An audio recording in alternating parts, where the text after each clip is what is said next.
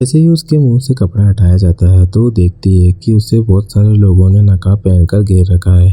और जब वो उससे बात करते हैं तो वो उन सबको पहचान लेती है और वह कहती है कि मैंने तुम सब लोगों को पहचान लिया है। जेवियर और बियांका, तुम अपना नकाब हटा लो।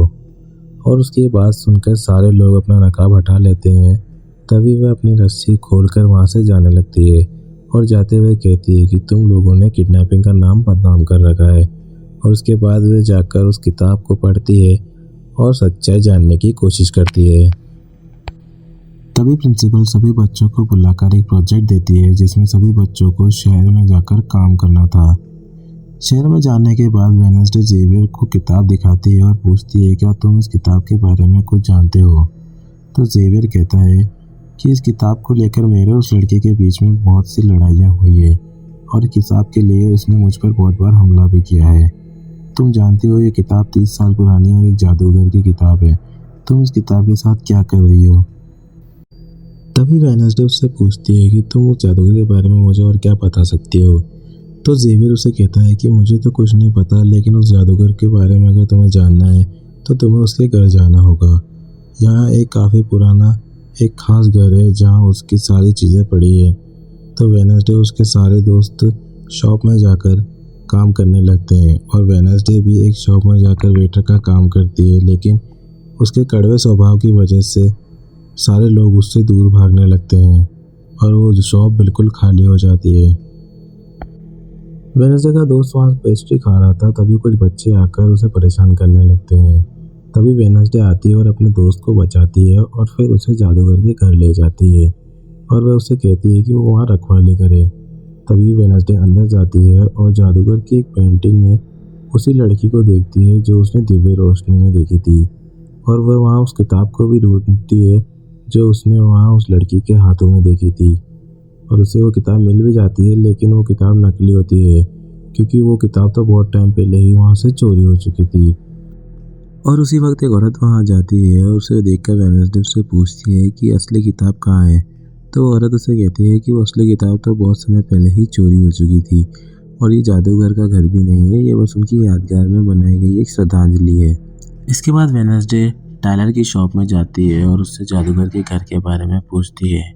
जैसे ही टायलर उसे जादूगर के घर का एड्रेस देता है तभी वो रात में अकेले ही वहाँ चली जाती है और वहाँ एक उस बूढ़े आदमी से मिलती है जो उसे वहाँ से जाने के लिए धमकाता है। लेकिन उसी वक्त थिंग उस आदमी पर हमला कर देता है और वो बूढ़ा आदमी थिंग को देखकर डर जाता है और वहाँ से भाग जाता है।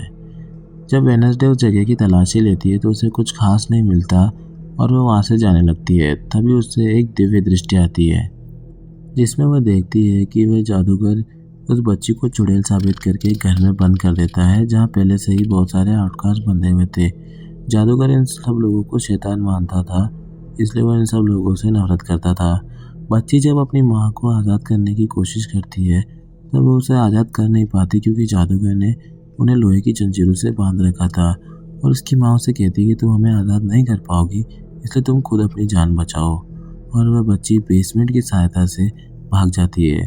तभी वह लड़की वेडनेसडे के पास आती है और उसे कहती है कि जादूगर बहुत ही जालिम है। और तभी उस जादूगर भी वहाँ आ जाता है और वेडनेसडे फिर होश में आ जाती है। तभी वेडनेसडे थिंग को अपनी दिव्य रोशनी के बारे में बताती है कि उसने दिव्य रोशनी में क्या देखा। तभी वह मॉन्स्टर वहाँ आ जाता है और उस घर पर हमला कर देता है। और जब वह मॉन्स्टर देखता है कि वेडनेसडे उस घर में ही है तो वह उस घर से भाग जाता है। और जब वेडनेसडे देखती है कि वो मॉन्स्टर वहाँ से भाग रहा है तो थिंक और वेडनेसडे दोनों उसका पीछा करते हैं और वो देखते हैं कि मॉन्स्टर के पैर के निशान धीरे धीरे इंसान के पैरों के निशान में बदल रहे हैं। तो वो समझ जाते हैं कि मॉन्स्टर हम में से ही एक है। तभी अगले दिन वहाँ के लोग उस जादूगर की मूर्ति का सम्मान करते हैं क्योंकि वो उस जादूगर को अपना हीरो मानते हैं। और वेडनेसडे को आज के दिन वहाँ वायलिन भी बजाना था।